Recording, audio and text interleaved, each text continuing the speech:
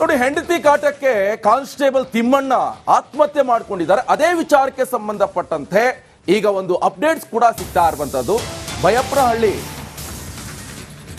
Baiyappanahalli railway ಪೊಲೀಸರಿಂದ ಮುಂದುವರಿದ ತನಿಖೆ ಇದು. ಇಂದು ತಿಪ್ಪಣ್ಣ ಪತ್ನಿ ಅತ್ತೆ ಮಾವನ ವಿಚಾರಣೆ ಕೂಡ ನಡೆಸಲಾಯಿತು. ತಿಪ್ಪಣ್ಣ ಆತ್ಮಹತ್ಯೆ ಸಂಬಂಧ 3 ಹೇಳಿಕೆ ಕೂಡ ದಾಖಲು ಮಾಡಿಕೊಂಡಿದ್ದಾರೆ ಪೊಲೀಸ್ನವರು. ತಿಪ್ಪಣ್ಣ ಮೊಬೈಲ್, ಡೆತ್ ನೋಟ್, FSLಗೆ ಈಗಾಗಲೇ ರವಾನೆ ಕೂಡ ಮಾಡಲಾಗಿದೆ.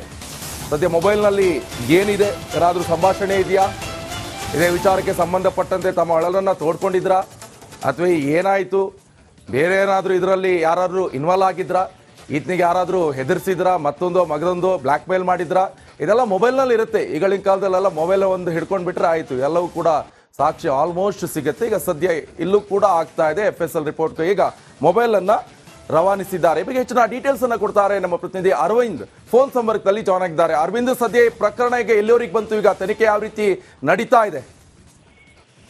ಖಂಡಿತ ಈ ಒಂದು ತಿಪ್ಪಣ್ಣ ಆತ್ಮಹತ್ಯೆ ಕೇಸ್ ಏನಿದೆ, ಆ ಒಂದು ಕೇಸ್ಗೆ ಸಂಬಂಧಪಟ್ಟ ರೈಲ್ವೆ ಪೊಲೀಸ್ ಅವರು ಆ ಒಂದು ಮಾವನನ್ನ ಹಾಗೂ ತಿಪ್ಪಣ್ಣ ಪತ್ನಿಯನ್ನ ಎಲ್ಲರನ್ನ ವಿಚಾರಣೆ ಮಾಡಿರುವಂತದ್ದು. ಕೇಸ್ಗೆ ಸಂಬಂಧಪಟ್ಟಂತೆ ಡೆತ್ ನೋಟ್ ಹಾಗೂ FSLಗೆ ಆ ಒಂದು ಡೆತ್ ನೋಟ್ ತಿಪ್ಪಣ್ಣ ಅವರ ಮೊಬೈಲ್ ಅನ್ನ ಕಳಿಸಿರುವಂತದ್ದು.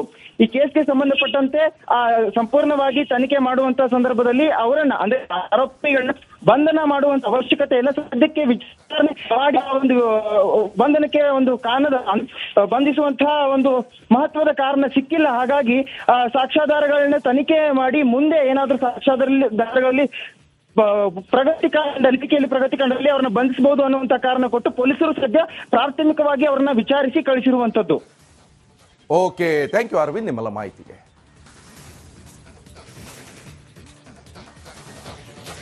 ನೋಡಿ, ಹೆಂಡತಿ ಕಾಟಕ್ಕೆ ಕಾನ್ಸ್ಟೇಬಲ್ ತಿಮ್ಮಣ್ಣ ಆತ್ಮಹತ್ಯೆ ಮಾಡಿಕೊಂಡಿದ್ದಾರೆ. ಅದೇ ವಿಚಾರಕ್ಕೆ ಸಂಬಂಧಪಟ್ಟಂತೆ ಈಗ ಒಂದು ಅಪ್ಡೇಟ್ಸ್ ಕೂಡ ಸಿಗ್ತಾ ಇರುವಂತದ್ದು. ಬೈಯಪ್ಪನಹಳ್ಳಿ ರೈಲ್ವೆ ಪೊಲೀಸರಿಂದ ಮುಂದುವರಿದ ತನಿಖೆ ಇದು. ಇಂದು ತಿಪ್ಪಣ್ಣ ಪತ್ನಿ ಅತ್ತೆ ಮಾವನ ವಿಚಾರಣೆ ಕೂಡ ನಡೆಸಲಾಯಿತು. ತಿಪ್ಪಣ್ಣ ಆತ್ಮಹತ್ಯೆ ಸಂಬಂಧ 3 ಹೇಳಿಕೆ ಕೂಡ ದಾಖಲು ಮಾಡಿಕೊಂಡಿದ್ದಾರೆ ಪೊಲೀಸ್ನವರು. ತಿಪ್ಪಣ್ಣ ಮೊಬೈಲ್, ಡೆತ್ ನೋಟ್, FSLಗೆ ಈಗಾಗಲೇ ರವಾನೆ ಕೂಡ ಮಾಡಲಾಗಿದೆ. ಸದ್ಯ ಮೊಬೈಲ್ನಲ್ಲಿ ಏನಿದೆ, ಏನಾದರೂ ಸಂಭಾಷಣೆ ಇದೆಯಾ, ಇದೇ ವಿಚಾರಕ್ಕೆ ಸಂಬಂಧಪಟ್ಟಂತೆ ತಮ್ಮ ಅಳಲನ್ನು ತೋಡ್ಕೊಂಡಿದ್ರಾ ಅಥವಾ ಏನಾಯಿತು, ಬೇರೆ ಏನಾದರೂ ಇದರಲ್ಲಿ ಯಾರಾದರೂ ಇನ್ವಾಲ್ವ್ ಆಗಿದ್ರಾ, ಈತನಿಗೆ ಯಾರಾದರೂ ಹೆದರ್ಸಿದ್ರಾ, ಮಗದೊಂದು ಬ್ಲ್ಯಾಕ್ ಮೇಲ್ ಮಾಡಿದ್ರಾ, ಇದೆಲ್ಲ ಮೊಬೈಲ್ನಲ್ಲಿ ಇರುತ್ತೆ. ಈಗಳಿನ ಕಾಲದಲ್ಲೆಲ್ಲ ಮೊಬೈಲ್ ಒಂದು ಹಿಡ್ಕೊಂಡು ಬಿಟ್ರೆ ಆಯಿತು, ಎಲ್ಲವೂ ಕೂಡ ಸಾಕ್ಷಿ ಆಲ್ಮೋಸ್ಟ್ ಸಿಗುತ್ತೆ. ಈಗ ಸದ್ಯ ಇಲ್ಲೂ ಕೂಡ ಆಗ್ತಾ ಇದೆ. FSL ರಿಪೋರ್ಟ್ ಈಗ ಮೊಬೈಲನ್ನು ರವಾನಿಸಿದ್ದಾರೆ. ಬಗ್ಗೆ ಹೆಚ್ಚಿನ ಡೀಟೇಲ್ಸ್ ಅನ್ನು ಕೊಡ್ತಾರೆ ನಮ್ಮ ಪ್ರತಿನಿಧಿ ಅರವಿಂದ್. ಫೋನ್ ಸಂಪರ್ಕದಲ್ಲಿ ಜಾಯ್ನ್ ಆಗಿದ್ದಾರೆ. ಅರವಿಂದ್, ಸದ್ಯ ಈ ಪ್ರಕರಣ ಈಗ ಎಲ್ಲಿವರೆಗೆ ಬಂತು, ಈಗ ತನಿಖೆ ಯಾವ ರೀತಿ ನಡೀತಾ ಇದೆ? ಖಂಡಿತ ಈ ಒಂದು ತಿಪ್ಪಣ್ಣ ಆತ್ಮಹತ್ಯೆ ಕೇಸ್ ಏನಿದೆ, ಆ ಒಂದು ಕೇಸ್ಗೆ ಸಂಬಂಧಪಟ್ಟ ರೈಲ್ವೆ ಪೊಲೀಸ್ ಅವರು ಆ ಒಂದು ಮಾವನನ್ನ ಹಾಗೂ ತಿಪ್ಪಣ್ಣ ಪತ್ನಿಯನ್ನ ಎಲ್ಲರನ್ನ ವಿಚಾರಣೆ ಮಾಡಿರುವಂತದ್ದು. ಕೇಸ್ಗೆ ಸಂಬಂಧಪಟ್ಟಂತೆ ಡೆತ್ ನೋಟ್ ಹಾಗೂ FSLಗೆ ಆ ಒಂದು ಡೆತ್ ನೋಟ್ ತಿಪ್ಪಣ್ಣ ಅವರ ಮೊಬೈಲ್ ಅನ್ನ ಕಳಿಸಿರುವಂತದ್ದು. ಈ ಕೇಸ್ಗೆ ಸಂಬಂಧಪಟ್ಟಂತೆ ಆ ಸಂಪೂರ್ಣವಾಗಿ ತನಿಖೆ ಮಾಡುವಂತ ಸಂದರ್ಭದಲ್ಲಿ ಅವರನ್ನ ಅಂದ್ರೆ ಆರೋಪಿಗಳನ್ನ ಬಂಧನ ಮಾಡುವಂತ ಅವಶ್ಯಕತೆ ಇಲ್ಲ. ಸದ್ಯಕ್ಕೆ ವಿಚಾರಣೆ ಮಾಡಿ ಆ ಒಂದು ಬಂಧನಕ್ಕೆ ಒಂದು ಕಾರಣದ ಬಂಧಿಸುವಂತಹ ಒಂದು ಮಹತ್ವದ ಕಾರಣ ಸಿಕ್ಕಿಲ್ಲ. ಹಾಗಾಗಿ ಸಾಕ್ಷ್ಯಾಧಾರಗಳನ್ನ ತನಿಖೆ ಮಾಡಿ ಮುಂದೆ ಏನಾದ್ರೂ ಸಾಕ್ಷ್ಯಾಧಾರಗಳಲ್ಲಿ ಪ್ರಗತಿ ಕಂಡಲ್ಲಿ ಅವ್ರನ್ನ ಬಂಧಿಸಬಹುದು ಅನ್ನುವಂತ ಕಾರಣ ಕೊಟ್ಟು ಪೊಲೀಸರು ಸದ್ಯ ಪ್ರಾಥಮಿಕವಾಗಿ ಅವ್ರನ್ನ ವಿಚಾರಿಸಿ ಕಳಿಸಿರುವಂತದ್ದು. ಓಕೆ, ಥ್ಯಾಂಕ್ ಯು ಅರವಿಂದ್ ನಿಮ್ಮೆಲ್ಲ ಮಾಹಿತಿಗೆ.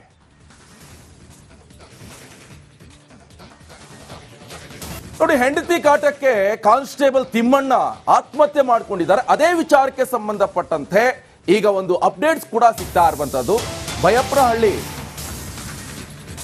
ಬೈಯಪ್ಪನಹಳ್ಳಿ ರೈಲ್ವೆ ಪೊಲೀಸರಿಂದ ಮುಂದುವರಿದ ತನಿಖೆ ಇದು.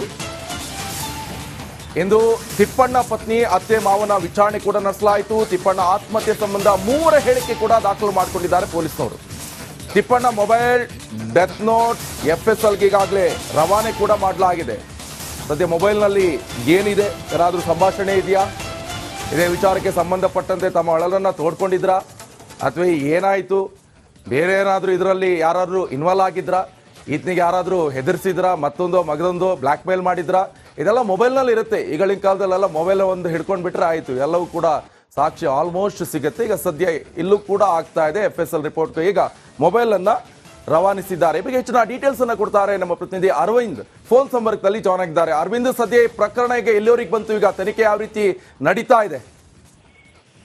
ಖಂಡಿತ ಈ ಒಂದು ತಿಪ್ಪಣ್ಣ ಆತ್ಮಹತ್ಯೆ ಕೇಸ್ ಏನಿದೆ ಆ ಒಂದು ಕೇಸ್ಗೆ ಸಂಬಂಧಪಟ್ಟ ರೈಲ್ವೆ ಪೊಲೀಸ್ ಅವರು ಆ ಒಂದು ಮಾವನನ್ನ ಹಾಗೂ ತಿಪ್ಪಣ್ಣ ಪತ್ನಿಯನ್ನ ಎಲ್ಲರನ್ನ ವಿಚಾರಣೆ ಮಾಡಿರುವಂತದ್ದು. ಕೇಸ್ಗೆ ಸಂಬಂಧಪಟ್ಟಂತೆ ಡೆತ್ ನೋಟ್ ಹಾಗೂ FSL ಗೆ ಆ ಒಂದು ಡೆತ್ ನೋಟ್ ತಿಪ್ಪಣ್ಣ ಅವರ ಮೊಬೈಲ್ ಅನ್ನ ಕಳಿಸಿರುವಂತದ್ದು.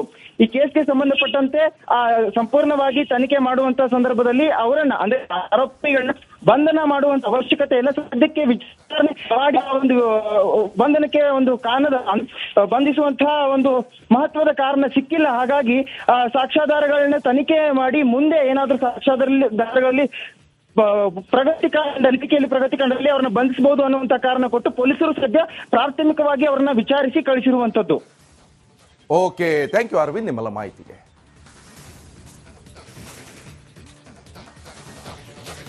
ನೋಡಿ, ಮಂಡ್ಯ ಅಬಕಾರಿ ಇಲಾಖೆ ಲಂಚಾವತಾರ ವಿಚಾರಕ್ಕೆ ಸಂಬಂಧಪಟ್ಟಂತೆ ನಿಮ್ಮ ರಿಪಬ್ಲಿಕ್ ಕನ್ನಡ ನಿರಂತರ ಸುದ್ದಿಯನ್ನ ಪ್ರಸಾರ ಮಾಡ್ತು. ಭ್ರಷ್ಟ ಅಧಿಕಾರಿಗಳ ವಿರುದ್ಧ ಮಂಡ್ಯ ಅಬಕಾರಿ ಇಲಾಖೆ ಲಂಚಾವತಾರ ಪ್ರಕರಣ ಇದು. ಇದೇ ವಿಚಾರಕ್ಕೆ ಸಂಬಂಧಪಟ್ಟಂತೆ ರಿಪಬ್ಲಿಕ್ ಕನ್ನಡ ವರದಿಯಿಂದ ಈಗ ಅಬಕಾರಿ ಇಲಾಖೆ ಅಲರ್ಟ್ ಆಗಿದೆ. ಭ್ರಷ್ಟ ಅಧಿಕಾರಿಗಳ ತಲೆದಂಡದ ಬಳಿಕ ಮತ್ತೊಂದು ಕ್ರಮ ಕೂಡ ಈಗ ಅಬಕಾರಿ ಇಲಾಖೆಯ ನಿಯಮಾವಳಿಯನ್ನ ತಿದ್ದುಪಡಿ ಮಾಡಲಾಗಿದೆ. CL7 ಲೈಸೆನ್ಸ್ ಮಂಜೂರಾತಿ ನಿಯಮಗಳಲ್ಲಿ ಈಗ ತಿದ್ದುಪಡಿಯನ್ನ ತಂದಿರುವಂತದ್ದು. ರಾಜ್ಯದ ಉಪ ಆಯುಕ್ತರಿಗೆ ಅಬಕಾರಿ ಆಯುಕ್ತರಿಂದ ಆದೇಶ ಕೂಡ ಹೊರಡಿಸಲಾಗಿದೆ. ಮಾಡಿದ್ದೆ ಆಟ, ಆಡಿದ್ದೆ ಆಟ, ದುಡ್ಡು ದುಡ್ಡು ದುಡ್ಡು, ಭ್ರಷ್ಟಾಚಾರದಲ್ಲಿ ಮುಳುಗಿ ಭ್ರಷ್ಟಾಚಾರದ ಕೂಪಾಗಿ ಹೋಯಿತು ಮಂಡ್ಯದ ಅಬಕಾರಿ ಇಲಾಖೆ. ರಿಪಬ್ಲಿಕ್ ಕನ್ನಡ ಇದೇ ವಿಚಾರಕ್ಕೆ ಸಂಬಂಧಪಟ್ಟಂತೆ ನಿರಂತರವಾದಂತ ವರದಿಯನ್ನ ಪ್ರಸಾರ ಮಾಡ್ತು. ಭ್ರಷ್ಟ ಅಧಿಕಾರಿಗಳ ತಲೆದಂಡ ಕೂಡ ಆಯಿತು. ಈಗ ಇದೇ ಅಬಕಾರಿ ಇಲಾಖೆಯಲ್ಲಿ ಒಂದಿಷ್ಟು ನಿಯಮಗಳನ್ನ ಇದೆ ಅಲ್ವಾ ಮುಂಚೆ ಅದನ್ನ ತಿದ್ದುಪಡಿ ತರಲಾಗಿದೆ. ಕಚೇರಿಗಳಲ್ಲೂ ಕೂಡ CL7 ಲೈಸೆನ್ಸ್ ಪಡೆಯುವಂತ ವಿಧಾನ ಇರಬಹುದು, ಅಗತ್ಯ ದಾಖಲೆಗಳ ವಿವರ ಇರಬಹುದು, ಅದೆಲ್ಲದರ ಬಗ್ಗೆ ಕೂಡ ಈಗಾಗಲೇ ಮಂಡ್ಯ ಪ್ರತಿನಿಧಿ ಆನಂದ್ ಫೋನ್ ಸಂಪರ್ಕದಲ್ಲಿ ಜಾಯ್ನ್ ಆಗಿದ್ದಾರೆ. ಆನಂದ್, ಸದ್ಯ ಈ ಒಂದು ವಿಚಾರಕ್ಕೆ ಸಂಬಂಧಪಟ್ಟಂತೆ ನಿರಂತರ ಸುದ್ದಿಯನ್ನ ಪ್ರಸಾರ ಮಾಡಿದ್ವಿ. ಅಧಿಕಾರಿಗಳ ತಲೆದಂಡ ಆಯಿತು, ಈಗ ನಿಯಮಗಳ ತಿದ್ದುಪಡಿ ಕೂಡ ಆಗಿದೆ.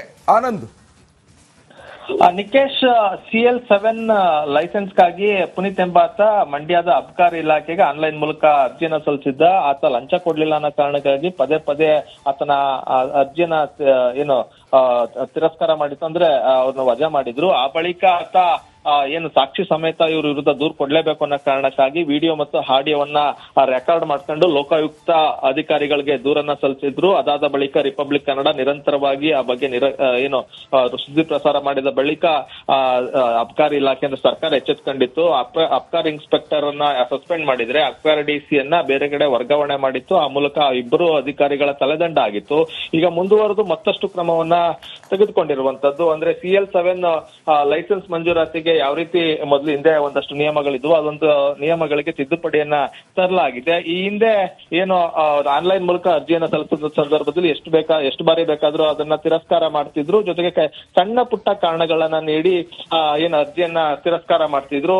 ಇದು ಲೈಸೆನ್ಸ್ಗಾಗಿ ಅರ್ಜಿ ಸಲ್ಲಿಸಿದವರಿಗೆ ಸಾಕಷ್ಟು ತೊಂದರೆ ಆಗ್ತಿತ್ತು. ಅನಿವಾರ್ಯವಾಗಿ ಲಂಚ ಕೊಡ್ಲೇಬೇಕಾದಂತ ಪರಿಸ್ಥಿತಿ ನಿರ್ಮಾಣ ಆಗಿತ್ತು. ಇದೀಗ ಏನು ಎಲ್ಲಾ ಕಚೇರಿಗಳಲ್ಲೂ ಕೂಡ CL7 ಲೈಸೆನ್ಸ್ ಸಂಬಂಧಪಟ್ಟದಂತೆ ಜೊತೆಗೆ ಯಾವ ರೀತಿ ಲೈಸೆನ್ಸ್ ನ ಪಡೆಯಬೇಕು, ಯಾವೆಲ್ಲ ಅಗತ್ಯ ದಾಖಲೆ ಬೇಕು ಅನ್ನೋದನ್ನ ಕಡ್ಡಾಯವಾಗಿ ಕಚೇರಿಗಳಲ್ಲಿ ಫಲಕ ಹಾಕ್ಬೇಕು. ಅದ್ರ ಜೊತೆಗೆ ಲೈಸೆನ್ಸ್ ಕುರಿತಾಗಿ ಯಾರಾದ್ರೂ ಸಾರ್ವಜನಿಕರು ಮಾಹಿತಿಯನ್ನ ಕೇಳ್ಕೊ ಬಂದ್ರೆ ಅವ್ರಿಗೆ ಕಡ್ಡಾಯವಾಗಿ ಮಾಹಿತಿಯನ್ನ ಕೊಡಬೇಕು. ಅದ್ರ ಜೊತೆಗೆ ಆನ್ಲೈನ್ ನಲ್ಲಿ ಒಮ್ಮೆ ಅರ್ಜಿ ಸಲ್ಲಿಸಿದ್ರೆ ಅವ್ರಿಗೆ ಅವರ ಸಲ್ಲಿಸಿರುವಂತ ಅರ್ಜಿ ಜೊತೆಗೆ ಎಲ್ಲಾ ದಾಖಲೆಗಳು ಸರಿ ಇದೆಯಾ, ಜೊತೆಗೆ ಯಾವ್ದಾದ್ರು ದಾಖಲೆಗಳು ಬೇಕಾ ಅನ್ನೋದನ್ನ ಒಂದೇ ಬಾರಿಗೆ ತಿಳಿಸ್ಬೇಕು. ಪದೇ ಪದೇ ಅವ್ರನ್ನ ಅಲಿಸಬಾರ್ದು ಅನ್ನೋದನ್ನ ನಿಯಮವನ್ನ ತಂದಿರುವಂತದ್ದು. ಕ್ಷುಲ್ಲಕ ಕಾರಣಕ್ಕಾಗಿ ಅರ್ಜಿಯನ್ನ ತಿರಸ್ಕಾರ ಮಾಡಬಹುದು ಅಂತ ಹೇಳಿ ಒಂದಷ್ಟು ನಿಯಮಗಳನ್ನ ಒಂದಷ್ಟು ತಿದ್ದುಪಡಿ ಮಾಡಿರುವಂತದ್ದು. ಆ ಮೂಲಕ ಒಂದಷ್ಟು ಸರಳೀಕರಣ ಅಂದ್ರೆ ಲೈಸೆನ್ಸ್ ಪಡ್ಕೊಳ್ಳೋದಕ್ಕೆ ಸರಳೀಕರಣ ಹಾಗೂ ಒಂದಷ್ಟು ಲಂಚ. All right, thank you Anand ನಿಮ್ಮೆಲ್ಲ ಮಾಹಿತಿಗೆ.